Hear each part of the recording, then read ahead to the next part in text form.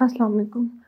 आज हम पढ़ेंगे नर्वस कोऑर्डिनेशन का आखिरी टॉपिक। हमने नर्वस कोऑर्डिनेशन की डिस्कशन शुरू की हुई थी और इस चैप्टर में हमने रिसेप्टर, साइनेप्सेस, एक्शन पोटेंशियल जनरेशन और साइनेप्टिक ट्रांसमिशन ये सब कुछ डिस्कस कर लिया था। फिर हमने डिस्कस किया था कि सेंट्रल नर्वस सिस्टम और पेरिफेरल नर्वस सिस्टम दो डिवीजन्स होती हैं नर्वस कोऑर्डिनेशन में नर्वस सिस्टम की। फिर सेंट्रल नर्वस सिस्टम कंपोज्ड होता है ब्रेन और स्पाइनल कॉर्ड से, ठीक। फिर हमने ब्रेन के पार्ट्स पढ़े थे, फोर ब्रेन, मिड ब्रेन और hind brain. Fore brain, mid brain और हाइंड ब्रेन। फिर हमने फोर ब्रेन की पार्ट्स पढ़े थे और उनकी डिस्कशन की थी, जिसमें थे लिम्बिक सिस्टम और इसके अलावा एक पार्ट जो हमने पढ़ा था वो क्या था कि थैलेमस, क्योंकि हाइपोथैलेमस तो लिम्बिक सिस्टम का पार्ट होता है। तो लिम्बिक सिस्टम में फिर हमने तीन पार्ट्स पढ़े थे, हाइपोथैलेमस, एमिगडाला और हिप्पोकैम्पस।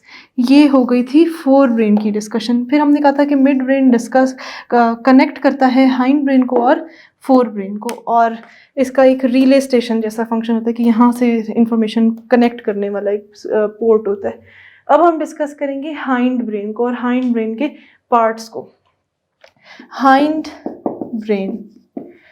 ब्रेन के पार्ट्स कौन से होते हैं? तीन मेजर बड़े बड़े पार्ट्स हैं हाइंड ब्रेन के। मेडुला, जिसे खाली मेडुला भी कहते हैं और मेडुला ऑब्लोंगेटा भी कहते हैं। मेडुला ऑब्लोंगेटा, पॉन्स और सेरिबेलम। मेडुला ऑब्लोंगेटा, पॉन्स और सेरिबेलम जो है ये हाइंड ब्रेन के पार्ट्स हैं। अब हाइंड ब्रेन के पार्ट्स में जो मेडुला है आपका, इसके कुछ खास फंक्शन, हर पार्ट के खास फंक्शंस होते हैं। हम पहले उन फंक्शंस को देख लेते हैं, फिर उन्हें डिटेल में डिस्कस करते हैं। मेडुला के क्या फंक्शंस हैं कि ऑटोमेटिक फंक्शंस को, यानी कि इनवॉलंटरी फंक्शंस, जिन्हें हम अपने कंट्रोल से, अपने दिमाग से कंट्रोल नहीं कर सकते खुद से, उन्हें ये देखता है ऑटोमेटिक फंक्शंस। और उन ऑटोमेटिक फंक्शंस में कौन से ऑटोमेटिक फंक्शंस मेन हैं जो ज़्यादा आ जाते हैं? ब्रीदिंग, कि हम कितनी सांस ले रहे हैं, हार्ट रेट या हार्ट बीट, कि दिल की धड़कन कैसी है, ये ऑटोमेटिक है। आप अपने दिल की धड़कन जान के तेज़ या जान के हल्की नहीं कर सकते। आप अपनी ब्रीथिंग जान के ज़्यादा से नहीं कम कर सकते या हल्की नहीं कर सकते। अगर आपकी बॉडी ने ऐसी आपको ज़रूरत होगी तभी आप ज़्यादा सांस लेंगे, जब आपको ज़्यादा ऑक्सीजन की ज़रूरत होगी। तो ब्रीदिंग, हार्ट रेट। इसके अलावा मेडुला का एक और फंक्शन है कि ये ब्लड प्रेशर को कंट्रोल करता है। मेडुला ऑब्लोंगेटा के अंदर ऐसे सेंटर्स होते हैं, ऐसे इलाके होते हैं जो कि ब्लड प्रेशर को सेंस करते हैं। अगर 70 से नीचे चला गया है तो उसको नॉर्मल पे लाएगा। अगर 160 से ऊपर है, 150 से ऊपर चला गया है, यानी कि 120 की रेंज अगर ऊपर चला जाएगा तो ब्लड प्रेशर को नॉर्मल करेगा। तो breathing, heart rate, blood pressure और इसके अलावा स्वेलोइंग के जो सेंटर्स हैं वो मेडुला ऑब्लोंगेटा के अंदर प्रेजेंट होते हैं। फिर पॉन्स के अंदर कुछ सेंटर्स होते हैं। मेडुला ऑब्लोंगेटा के ऊपर होता है स्ट्रक्चर पॉन्स, पीछे की तरफ ऐसे सेरिबेलम होता है, यहाँ पे पॉन्स होता है और पॉन्स के नीचे मेडुला होता है। फिर मेडुला के नीचे जो है, मेडुला एक पायरामिड जैसी चीज़ होती है, इसकी शक्ल पायरामिड यानी कि थोड़ी सी ट्राइंगल और मोटी होती है। फिर उसके नीचे एक कंटिन्यूशन मेडुला की हो जाती है स्पाइनल कॉर्ड, यानी कि मेडुला ऑब्लोंगेटा हाइंड ब्रेन का सबसे नीचे वाला हिस्सा है। इसके आगे जो हाइंड ब्रेन का पार्ट होगा वो स्पाइनल कॉर्ड। अगर आप यूँ देखें कि ये ब्रेन है और ये स्पाइनल कॉर्ड है, तो ये वाला हिस्सा जो मेडुला होगा, इतना हिस्सा, और उसके नीचे यहाँ से ये जो जगह है ये सारी स्पाइनल कॉर्ड है। सेंट्रल नर्वस सिस्टम का दूसरा पार्ट, एक ब्रेन था, एक स्पाइनल कॉर्ड था। तो मेडुला ऑब्लोंगेटा के नीचे स्पाइनल कॉर्ड शुरू हो जाएगा, जो कि हाइंड ब्रेन का सबसे नीचे वाला पार्ट है, और ऑटोमेटिक फंक्शंस जैसे कि breathing, heart rate, blood pressure और स्वेलिंग को कंट्रोल करता है। उसके बाद हम पॉन्स को देखते हैं। पॉन्स क्या करता है? ये मेडुला के ऊपर लोकेटेड है और ये transition between sleep and wakefulness करता है। Transition between sleep and wakefulness, और ब्रीदिंग में भी इसका कंट्रोल है। मेडुला का भी है और इसका भी है। ब्रीदिंग का रेट एंड पैटर्न। अब ट्रांजिशन बिटवीन स्लीप एंड, इसके अंदर कुछ ऐसे सेंटर्स होते हैं जिन्हें हम रेटिकुलर एक्टिवेटिंग सेंटर्स या सिस्टम्स कहते हैं, वो इसके अंदर से पास हो रहे होते हैं। मुझे कैसे पता चलेगा, मेरी बॉडी को कैसे पता चलेगा कि मैं सो गई हूँ, अब मुझे सोते से उठना भी है। अगर पॉन्स ना हो तो हम तो कभी सोते से उठ ही ना सके, अगर पॉन्स कहीं सही से फंक्शन ना कर रहा हो। इसीलिए जो कोमा के पेशेंट्स होते हैं, जो कोमा में होते हैं, उनके इन्हीं इलाकों में, इन्हीं रीजन्स में ब्रेन के कोई मसला आ जाता है कि वो एक स्टेट ऑफ टेम्परेरी स्लीप में चले जाते हैं, कि वो फौत नहीं हुए, उनकी डेथ नहीं हुई, मगर वो जिंदा भी नहीं लग रहे होते, वो एक कोमा की स्टेट में होते हैं, कोमाटोस स्टेट में होते हैं। तो वो इन कहीं पे इन इलाकों में किसी बीमारी की वजह से ऐसा हो जाता है। नर्वस सिस्टम की कंप्लीशन के बाद हम आगे फिर फर्दर पढ़ेंगे कि डिजीजेस क्या, डिसऑर्डर्स क्या होते हैं नर्वस सिस्टम के, इस चैप्टर के एंड पे, और वहाँ पे चैप्टर फिर ख़त्म हो जाएगा। तो इसलिए मैं आपको थोड़ा सा एक कंसेप्ट बना रही हूँ कि पॉन्स क्या कहता है कि स्लीप और वेकफुलनेस के दरमियान ट्रांजिशन, यानी जागना और सोना, तो इनके दरमियान, यानी कि अब मैं सुबह से एक काम कर रही हूँ, बहुत ज़्यादा मैंने सफाई की, घर के काम किए, पढ़ाई की और बाहर के काम किए, तो इतने काम करने के बाद जब मैं थक गई तो मेरी बॉडी मुझे, मेरा जिस्म मुझे ये एक्शन, ये इम्पल्स किस तरह से मेरे जहन में ये बात आ रही है कि मैं सो रही हूँ, कि पॉन्स के अंदर के न्यूरॉन्स, जो पॉन्स के अंदर जो सेंटर्स हैं, वो अब मेरी जिस्म को कहेंगे कि आप थक गए हैं, अब आपको नींद की ज़रूरत है, तो वो स्लीप की तरफ ले जाएंगे और मैं आहिस्ता आहिस्ता सो जाऊँगी। और इसी तरह जगाने में भी पॉन्स का एक रोल होता है। अब उसके बाद ब्रीदिंग का रेट का मतलब है कि 1 मिनट में मैं 60 दफ़ा सांस ले रही हूँ, 50 दफ़ा सांस ले रही हूँ, इसका रेट। और पैटर्न मतलब मैं गहरी सांस ले रही हूँ, मैं हल्की सांस ले रही हूँ, किस तरह की सांस। तो रेट और पैटर्न, इन दो चीज़ों की जो डिस्कशन है ये हम करेंगे पॉन्स में। पॉन्स ने इसके अलावा मेडुला भी ब्रीदिंग को कंट्रोल कर रहा था, क्योंकि एक ऑटोनॉमिक फंक्शन था, यानी कि इनवॉलंटरी, आपके कंट्रोल के अलावा जो फंक्शन था। मगर मेडुला उसके अलावा, ब्रीदिंग के अलावा हार्ट रेट, बीपी, स्वेलिंग वगैरह को भी कंट्रोल कर रहा था, क्योंकि उसका एक अच्छा बड़ा रोल है। खासतौर पर ब्लड प्रेशर में तो मेडुला ऑब्लोंगेटा का बहुत ही ज़्यादा रोल है।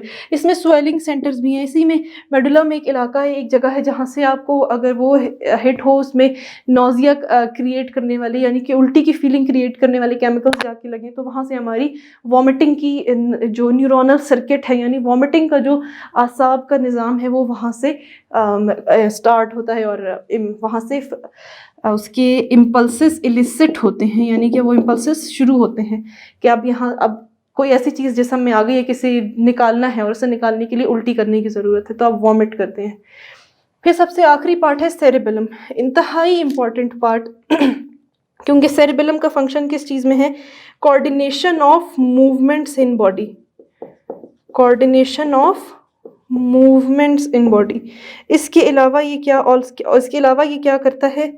स्मूथ करता है आपकी मोशन को, यानी कि जो आप मूवमेंट कर रहे हैं उसको एक्यूरेट बनाता है।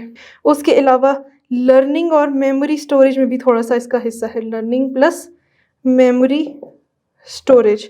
बेस्ट डेवलप्ड इन बर्ड्स के अंदर ये सबसे बेस्ट डेवलप्ड है। अब कोऑर्डिनेशन ऑफ मूवमेंट्स क्या मतलब कि सेरेबेलम का ये एक इनवॉलंटरी एक्शन है, आपको नहीं पता, लेकिन अगर आप एक पाँव उठाते हैं तो आप दूसरा पाँव भी उठाते हैं, तो दोनों पाँव आप एक साथ एक खास फासले से उठाते हैं। अगर आपने बड़ा कदम लेना है तो आप एक पाँव अगर ज़्यादा उठाते हैं, बट तो आप दूसरा पाँव भी बड़ा उठाते हैं। तो इस तरह की जो एक्शन है कि कंट्रोल्ड मोशन है, कोऑर्डिनेटेड मोशन है, क्योंकि हमारे चैप्टर का नाम ही नर्वस कोऑर्डिनेशन है कि दो चीज़ों के दरमियान ऑर्डर या रेगुलरिटी या ताल्लुक को मेंटेन करना। तो इस वजह से हम ये सेरेबेलम कौन सी कोऑर्डिनेशन करता है? मूवमेंट्स की कोऑर्डिनेशन करता है और एक्यूरेट मोशन कराता है। जैसे अगर आप सब अपनी आंखें बंद करें और उसके बाद अपनी उंगली लाएं आंखें बंद करके और उसे नाक पे टच करें, तो आप तो नहीं देख रहे, मगर आपकी उंगली ने कैसे नाक को टच कर लिया, आंखें तो आपकी बंद हैं, तो आपको कैसे पता चला कि ये मेरी नाक यहाँ थी? तो इसे कहते हैं फिंगर टू नोज टेस्ट। ये अगर आपके सेरेबेलम में कोई मसला होगा तो ये आप नहीं कर पाएंगे, आपको इस चीज़ का एहसास नहीं हो पाएगा, आपकी एक्यूरेट मोशन नहीं हो पाएगी। लेकिन जब आपका सेरेबेलम, जैसे हमारा सेरेबेलम ठीक काम कर रहा है, तो हम ये एक्यूरेट मोशन, परफेक्ट मोशन कर सकेंगे, स्मूथ मोशन कर सकेंगे, यानी कि टूटी टूटी मोशन नहीं होगी, यानी कि मोशन मतलब मूवमेंट, हरकत, टूटी हरकत नहीं होगी। अगर जिन लोगों का कोई मसला होगा सेरेबेलम में, तो वो क्या करेंगे, अगर उनसे चलने का कहो तो वो ऐसे होंगे, फिर ऐसे होंगे, उन्हें समझ नहीं आएगा कि चलना कैसे है, तो ये इश्यूज उनमें आ जाते हैं।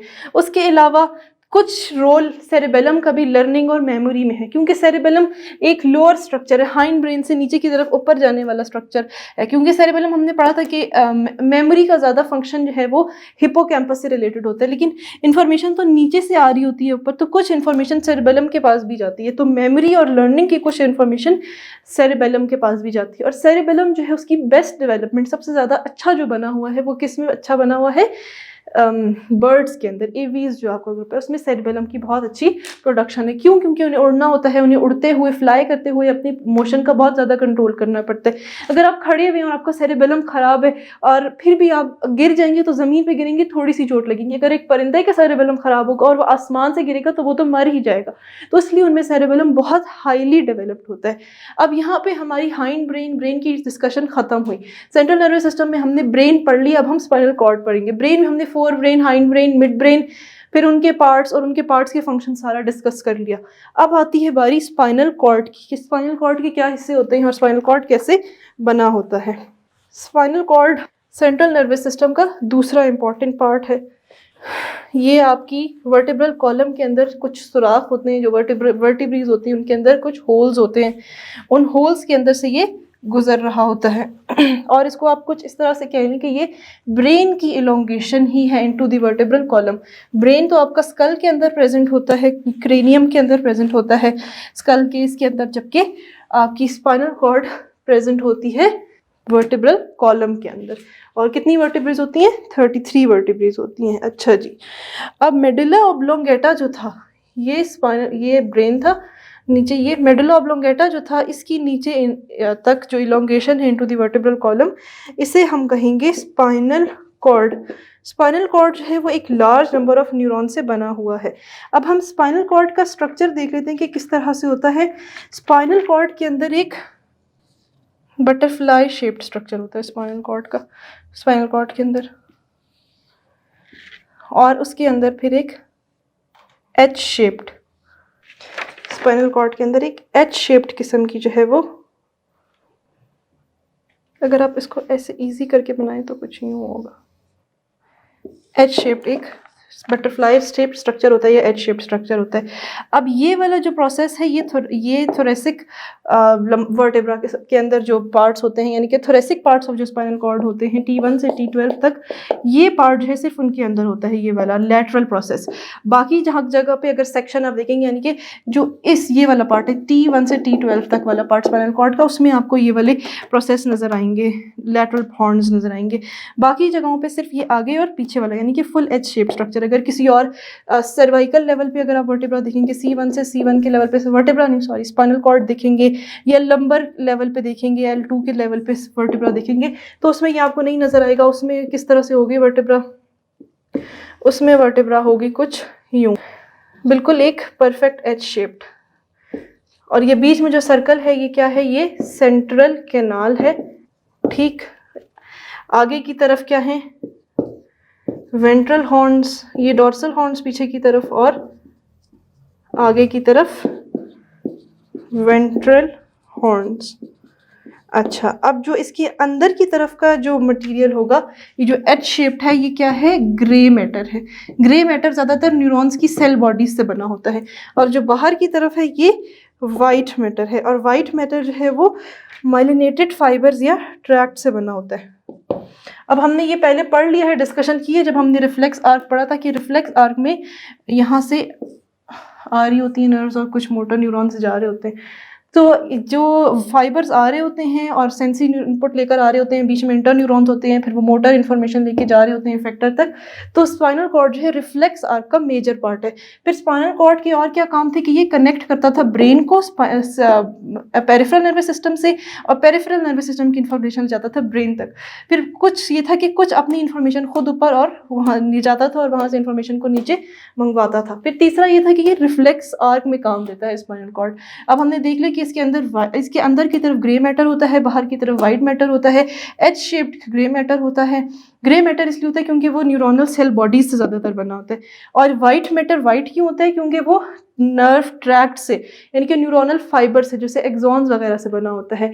अब एक्सॉन्स क्या है? हमने पढ़ा था कि न्यूरॉन में जो एक्सॉन्स होते हैं, पेरिफेरल एक्सॉन्स, उनके ऊपर अगर ये एक एक्सॉन है तो इसके ऊपर श्वान सेल्स होते हैं। तो ये श्वान सेल्स माइलिन से बने होते हैं, जो कि एक लिपिड या फैट्स की लेयर होती है। तो ये जो लिपिड या फैट्स की लेयर है ये उसको एक वाइट सा कलर दे देती है। तो उस वाइट से कलर या माइलिनेशन की वजह से ये वाला इलाका जो है, जो एच शेप से बाहर है, ये वाइट मैटर होता है और एक्सटर्नल होता है, और अंदर की तरफ ग्रे मैटर होता है। यहाँ पे फाइबर्स ज़्यादा होते हैं तो ये वाइट कलर का वाइट मैटर बन जाता है। यहाँ पे हमने डिस्कशन कर ली स्पाइनल कॉर्ड की, स्पाइनल कॉर्ड के स्ट्रक्चर की, ग्रे और वाइट मैटर की। उसके बाद हमने डिस्कस किया कि ये इसमें से रूट्स निकल रही होती हैं, सेंसरी रूट निकल रही होती है और मोटर रूट निकल रही होती है। और हमने ये भी देख लिया कि किस तरह से स्पाइनल कॉर्ड की सेक्शनिंग होती है। अच्छा, अब स्पाइनल कॉर्ड की एक और बात है कि ब्रेन से, यानी यहाँ से स्कल के अंदर से स्पाइनल कॉर्ड किस तरह से, मतलब ब्रेन की हमने बोला कि मेडुला ऑब्लोंगेटा की कॉन्टिन्यूशन है स्पाइनल कॉर्ड, तो वो ब्रेन से स्कल से कैसे निकलती है, जिस सुराख से निकलती है उसे हम कहते हैं foramen magnum. Foramen magnum, foramen एक होल, एक सुराख, और मैग्नम मतलब बड़ा सा, बहुत ह्यूज। तो एक स्कल के नीचे एक सुराख होता है जिसके अंदर से स्पाइनल कॉर्ड निकल के, और फिर वर्टिब्रल कॉलम के अंदर, नीचे वर्टिब्रल कॉलम होता है, वर्टिब्रीज होती हैं, हर वर्टिब्री के अंदर से एक एक सुराख होता है जिसके अंदर से ये स्पाइनल कॉर्ड गुजर रही होती है। तो यहाँ पे हमारी इसकी सेंट्रल नर्वस सिस्टम की डिस्कशन कंप्लीट हुई। अब हम पेरिफेरल नर्वस सिस्टम की डिस्कशन करेंगे। जैसा कि हमने पहले देखा कि पेरिफेरल नर्वस सिस्टम मोटर और सेंसरी न्यूरॉन से बना होता है। तो मोटर और सेंसरी न्यूरॉन्स बेसिकली होते क्या हैं, वो नर्व फाइबर्स हैं। मोटर और सेंसरी न्यूरॉन्स या मोटर और सेंसरी नर्व्स मिलके एक नर्व बनाती हैं जिसे मिक्स नर्व कहते हैं, और फिर वो नर्व स्पाइनल कॉर्ड के लेवल से बाहर निकलती है। अब स्पाइनल कॉर्ड से टोटल कितनी निकल रही होती है peripheral nerves? Total amount of जो नर्व्स हैं वो कितनी है? 31 पेयर्स ऑफ स्पाइनल नर्व्स, और जो दिमाग से, ब्रेन से निकल रही होती हैं वो 12। तो 12 पेयर ऑफ क्रेनियल नर्व्स और 31 पेयर्स ऑफ स्पाइनल नर्व्स। सही, तो इनको आपने 2 से मल्टीप्लाई करना है क्योंकि हर नर्व लेफ्ट से भी निकल रही है और राइट से भी निकल रही है। पेयर का मतलब यही है कि 31 पेयर का मतलब कि 31 प्लस 31 62 आपके पास स्पाइनल नर्व्स हैं, इस तरह से। अच्छा जी, अब हमने ये मेन डिस्कशन कर ली। अब मैं आपको एक दफ़ा फिर से बता देती हूँ कि स्पाइनल कॉर्ड से, जब ये स्पाइनल कॉर्ड है, एक रफ सा डायग्राम है कि ये स्पाइनल कॉर्ड की एक पोस्टीरियर रूट है, एक एंटीरियर रूट है। किस तरह भी एक पोस्टीरियर रूट है, एक एंटीरियर, यानी कि एक पिछली रूट और एक आगे की रूट। एक जगह से सेंसरी न्यूरॉन्स फाइबर्स आ रही हैं, एक जगह से मोटर फाइबर्स आ रहे हैं। लेकिन इस जगह पे आके मैं इसे 2 कलर से बनाती हूँ ताकि आपको समझ आ सके। ये सेंसरी रूट का हिस्सा है और ये मोटर रूट का हिस्सा है, लेकिन इस जगह पे आके ये मिल जाएंगे। ये सेंसरी नर्व आ रही है, ये मोटर नर्व आ रही है। यहाँ पे आके जब ये दोनों मिल जाएंगे और एक ही शीथ के अंदर चलेंगे तो इसे हम क्या कहेंगे? Mixed nerve. और मिक्स नर्व जो है ये फिर जो वर्टेब्रा है, एक वर्टेब्रा के अंदर ये स्पाइनल कॉर्ड का सेक्शन है। अब इस वर्टेब्रा के अंदर जो ये सुराख है, यहाँ से ये निकल के, यानी ये वर्टेब्रल कॉलम है, इसके अंदर एक सुराख है, उससे ये निकल के एक होल है, फोरामिन है, वहाँ से निकल के ये नर्व बाहर आ जाएगी, जो कि सेंसरी भी है और मोटर भी है, यानी कि वो सेंस भी करेगी। उसमें सेंसरी सेंसेशन वाला हिस्सा भी है जो कि इंफॉर्मेशन इस तक लेके जा रहा है, और मोटर वाला भी है जो स्पाइनल कॉर्ड से लेके आ रहा है। दो अलग इसमें दो अलग कह रहे तारें, दो अलग फाइबर, दो अलग नर्व्स रन कर रही होंगी, लेकिन इसका हॉल, इसके ऊपर का कवर एक ही होगा, मिक्स नर्व होगी ये। अब इस तरह की कितनी नर्व्स निकल रही हैं? टोटल 31 नर्व्स निकल रही हैं। हमने देखा था कि 33 पेयर्स ऑफ वर्टिब्रीज हैं, लेकिन जो क्रेनियल नर्व्स हैं वो जो 33 है वो नंबर ऑफ वर्टिब्राज हैं, ठीक। और जो 31 है वो क्या है कि स्पाइनल नर्व्स। स्पाइनल नर्व्स वो नर्व्स हैं जो कि स्पाइनल कॉर्ड से निकल रही हैं। स्पाइनल नर्व्स कितनी है? वो 31 है। अब स्पाइनल नर्व्स कुछ इस तरह से हैं कि सर्वाइकल वाली स्पाइनल नर्व्स वो 8 हैं, थोरेसिक 12 हैं, लंबर 5 हैं, सेक्रल 5 हैं और कॉकेक्स की 1 है। तो ये टोटल कितनी हो गई? 31। ये 10 और 22, 23 प्लस 8 31, ठीक।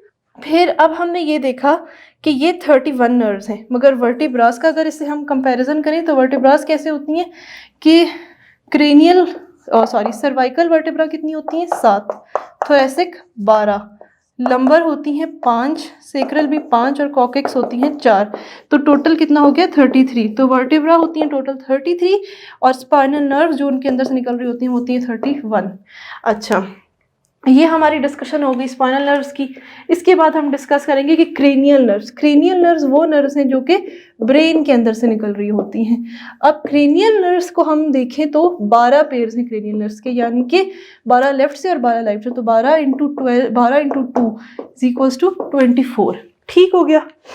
अब इसके बाद जो है हम ये देखेंगे कि इन क्रेनियल नर्व्स के नाम क्या हैं। इनको अगर आप नाम को जान लें तो इनका फंक्शन पता चल जाएगा, कि नाम से ही पता चल जाता है कि ये क्या काम करती हैं। सिर्फ मैं नाम आपको बता देती हूँ कि 12 क्रेनियल नर्व्स हैं। जो स्पाइनल नर्व्स हैं उनके नाम किस तरह से होते हैं, C1, C2, C3, C4, यहाँ तक C8 तक, C1 से C8, फिर T1 से T12 तक। तो हम जो भी स्पाइनल नर्व होगी उसको इस तरह से बोलेंगे, जबकि क्रेनियल नर्व्स के अपने नाम होते हैं। क्रेनियल नर्व्स के क्या नाम होंगे? सबसे पहली क्रेनियल नर्व जो होती है वो ऑल्फैक्टरी नर्व होती है। फिर उसके बाद जो नर्व होती है वो होती है ऑल्फैक्टरी नर्व। फिर सेकंड नर्व जो होती है वो आपकी, एक minute, olfactory nerve, ophthalmic nerve, oculomotor nerve, ये हो गई ऑफ्थैल्मिक नर्व, ऑक्यूलोमोटर नर्व। अच्छा जी, ये 3 पहली नर्व्स, ऑल्फैक्टरी यानी कि सूंघने की सलाहियत वाली, ऑफ्थैल्मिक देखने वाली, ऑक्यूलोमोटर नर्व। उसके बाद आपकी नर्व्स होती हैं ट्रॉक्लियर नर्व, 5वीं ट्राइजेमिनल, 6ठी एब्ड्यूसेंस, 7वीं फेशियल नर्व, 8वीं वेस्टिब्यूलोकॉक्लियर नर्व। फिर उसके बाद 9th जो नर्व होती है उसे हम कहते हैं ग्लॉसोफेरिंजियल। ग्लॉसो का लफ्ज़ टंग के लिए, तो ये टंग को, जुबान की सप्लाई करती है, और फेरिंग्स की, ग्लॉसोफेरिंजियल नर्व। उसके बाद आपकी वेगस नर्व, ये हार्ट की, लैरिंग्स की, बहुत सी जगह की सप्लाई करती है। फिर 11वीं नर्व आपके पास आ जाती है, 12वीं नर्व आपके पास आती है हाइपोग्लॉसल नर्व। ठीक, अच्छा जी। Olfactory nerve, ophthalmic nerve, oculomotor nerve, trochlear nerve, trigeminal nerve. ये सिर्फ इनके नाम है, अगर आप इनके नाम पढ़ लें तो ही बहुत है, क्योंकि ये एग्जाम में इस लेवल पे नहीं आते हैं। अच्छा, सही। अच्छा जी, इसके बाद हमारी डिस्कशन होती है कि क्रेनियल नर्व्स हमने डिस्कस कर ली और स्पाइनल नर्व्स हमने डिस्कस कर ली। यहाँ पे हमारा पेरिफेरल नर्वस सिस्टम कंप्लीट हो गया। अब इसके बाद हम डिस्कस जो करेंगे वो ये चीज़ है कि सोमैटिक नर्वस सिस्टम क्या है और ऑटोनॉमिक नर्वस सिस्टम क्या है। सोमैटिक नर्वस सिस्टम हमने पहले बता दिया था मैंने आपको पिछले लेक्चर में, कि स्केलेटल मसल से रिलेटेड जो है, जो वॉलंटरी कंट्रोल में है। और ऑटोनॉमिक नर्वस सिस्टम जो कि आपके वॉलंटरी कंट्रोल में नहीं है, आप कंट्रोल नहीं कर सकते। फिर ऑटोनॉमिक नर्वस सिस्टम के 2 पार्ट्स थे, सिंपैथेटिक नर्वस सिस्टम और पैरासिम्पैथेटिक नर्वस सिस्टम। फिर उनकी कंट्रोल और उनकी लोकेशन क्या होती है, उनकी गैंग्लियाज होते हैं। सिंपैथेटिक नर्वस सिस्टम के गैंग्लिया जो होते हैं वो वर्टेब्रल कॉलम के अराउंड एक चेन होती है, उसमें सारे सिंपैथेटिक नर्वस सिस्टम के गैंग्लिया प्रेजेंट होते हैं। गैंग्लिया किसे कहते हैं? कलेक्शन ऑफ सेल बॉडीज को। तो वो जो है उस जगह की सिंपैथेटिक सप्लाई करते हैं। और पैरासिम्पैथेटिक सप्लाई के लिए जो है, जो गैंग्लिया यानी कि जो सेल बॉडी की कलेक्शन होती है, वो ज़्यादातर जो ऑर्गन है, यानी अगर आंख की पैरासिम्पैथेटिक सप्लाई करनी है तो वो आंख के पास प्रेजेंट होगा, या अगर हार्ट की करनी है या आपने किसी जैसे स्टमक की करनी है तो वो गैंग्लिया उस जगह के, उस ऑर्गन के पास ही प्रेजेंट होगा। अब हम क्या मतलब है कि आंख की पैरासिम्पैथेटिक सप्लाई का क्या मतलब? टीयर्स, टीयर प्रोडक्शन जो है वो पैरासिम्पैथेटिक वर्क है। इस तरह से हमने देखा कि पैरासिम्पैथेटिक फंक्शंस कौन से थे, जो कि रेस्ट और डाइजेस्ट में होते हैं। जब आप सुकून से आराम से बैठे होते हैं तो जो चीज़ें हो रही होती हैं उन्हें हम कहते हैं पैरासिम्पैथेटिक। तो अब आप देखें कि पैरासिम्पैथेटिकली क्या हो रहा है। जब हम बैठे तो यूरिनेशन, आप अगर बाथरूम, आपको कोई फाइट एंड फ्लाइट की कंडीशन है, सिंपैथेटिक कंडीशन है, तो आप बाथरूम नहीं जाएंगे। आप बाथरूम जब सुकून से बैठे होते हैं तभी आपको ख्याल आता है बाथरूम जाने का। आप खाना खाते हैं तो इसलिए से रेस्ट एंड डाइजेस्ट, आराम और सुकून और रेस्ट जो है ना, वो बाथरूम को इस्तेमाल करने को भी कहते हैं रेस्ट रूम। तो उस फंक्शन के लिए और खाना खाने के लिए और मेटाबॉलिज्म के लिए ये टाइम होता है पैरासिम्पैथेटिक, जब सिस्टम आपका एक्टिवेट होता है ऑटोनॉमिक नर्वस सिस्टम का। लेकिन जब सिंपैथेटिक सिचुएशन कौन सी होती है? जब फाइट और फ्लाइट की सिचुएशन होती है, जब आपको भागना होता है, या जब आपको किसी चीज़ से बचना होता है, या जब आप परेशानी में होते हैं, जब आप किसी खौफ के अंडर होते हैं, तो उस टाइम पे जो सिस्टम एक्टिवेट होता है उसे हम सिंपैथेटिक सिस्टम कहते हैं। यहाँ पे हमारी सारी डिस्कशन नर्वस सिस्टम की क्लासिफिकेशन की ख़त्म हुई। अब इसके बाद जो है हम डिस्कस करेंगे कि क्या क्या डिजीज़ेज़ हैं, नर्वस डिसऑर्डर्स क्या क्या हैं।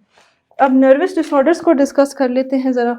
नर्वस डिसऑर्डर्स जो हैं हमारे पास कुछ ख़ास मेजर डिसऑर्डर्स कौन से हैं? नर्वस डिसऑर्डर्स, इसमें है हमारे पास पार्किंसंस डिजीज़, उसके अलावा एपिलेप्सी और Alzheimer's disease.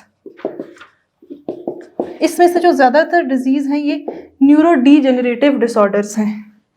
Neuro degenerative disorder क्या मतलब कि न्यूरो यानी कि नर्व्स, न्यूरॉन्स की डीजेनरेशन। जनरेट का मतलब बनना, डीजेनरेट का मतलब जो बनी है उसमें खराबी या उसका टूटना या उसमें कोई रद्दोबदल होना, और डिसऑर्डर यानी कि उसकी ऑर्डर, उसकी हालत हैयत उसकी ख़राब होना। तो न्यूरो डीजेनरेटिव डिसऑर्डर में न्यूरॉन्स के ज़्यादातर मसले होते हैं। अब पार्किंसंस डिजीज़ और अल्जाइमर्स डिजीज़ तो ख़ास तौर पे ही बड़ी उम्र के मसले हैं, और एपिलेप्सी जिसे हम कहते हैं मिर्गी, ये कुछ लोगों को उम्र के किसी भी हिस्से में हो सकती है और इसकी भी अलग सी वजूहात हैं। अब हम देखते हैं पार्किंसंस डिजीज़। पार्किंसंस डिजीज़ किस तरह से पता चलता है कि इसे डिजीज़ है? इसके जो मेन सिम्टम्स होते हैं वो क्या होते हैं कि स्लो मूवमेंट्स होती हैं, ठीक है, स्लो मूवमेंट्स, ट्रेमर्स, पावर कम होती है और रिजिडिटी होती है, सख्त अकड़ी हुई इंसान की हरकतें या बॉडी होती है, लेकिन आपका दिमाग ठीक होता है, मेंटल फैकल्टीज़ बिल्कुल ठीक होती हैं। अब मैंने कहा कि जैसे ये बड़ों को होती है तो 50 से 60 साल की उम्र के लोगों को पार्किंसंस डिजीज़ होती है। पार्किंसंस डिजीज़ में क्या होता है कि ऐसा दिमाग का एरिया जहाँ पे डोपामीन की ज़रूरत होती है, डोपामीन कम हो जाता है। डोपामीन क्यों कम होता है?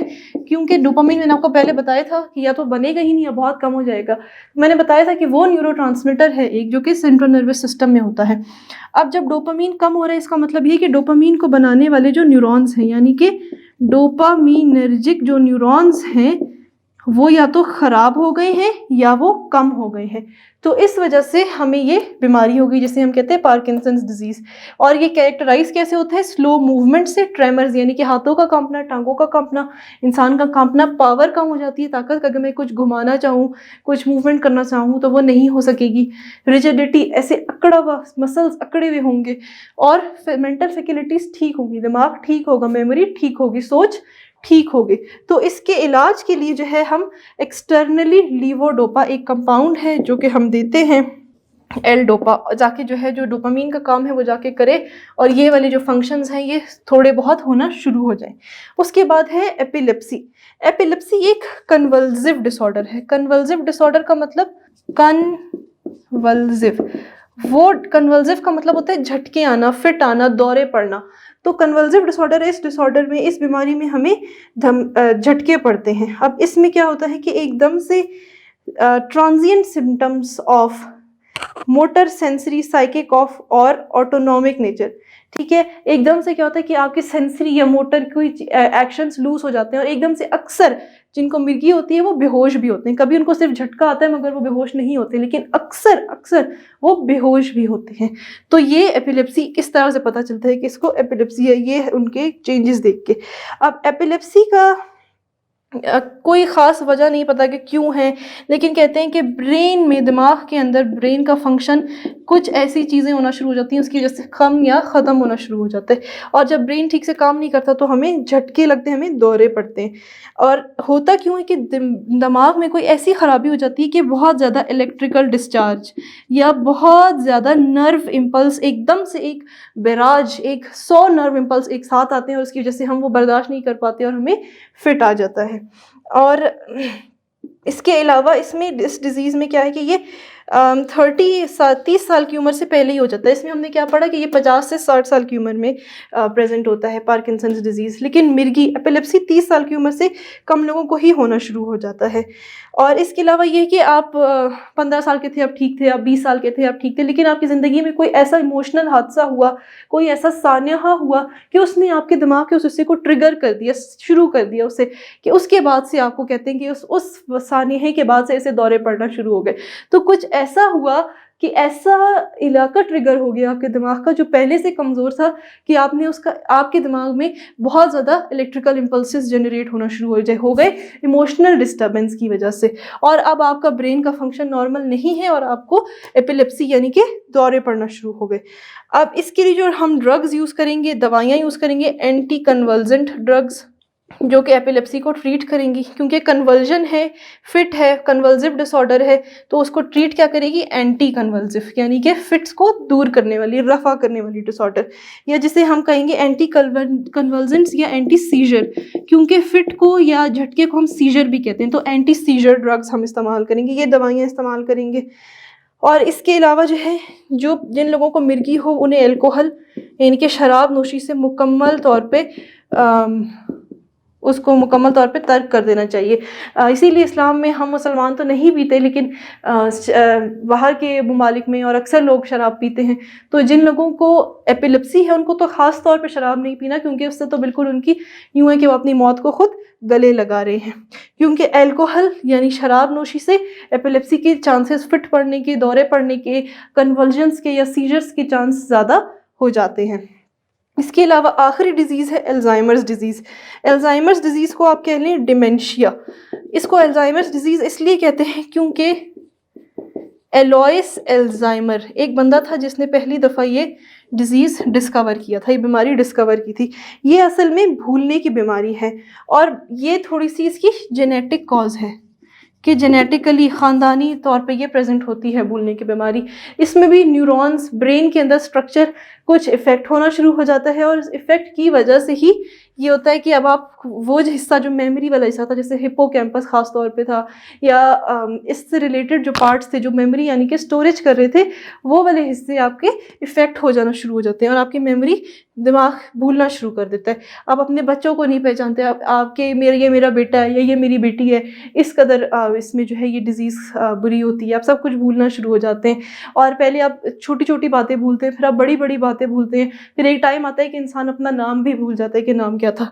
तो ये डिज़ीज़ ऐसी है, ये बीमारी ऐसी कि ये आहिस्ता आहिस्ता प्रोग्रेस करती है और ये बीमारी एक लाइलाज बीमारी है, इसका कोई इलाज नहीं है। कुछ चीज़ें हैं जो सिर्फ इसको थोड़ा कम कर सकती हैं, मगर इसका कोई ख़ास इलाज नहीं है।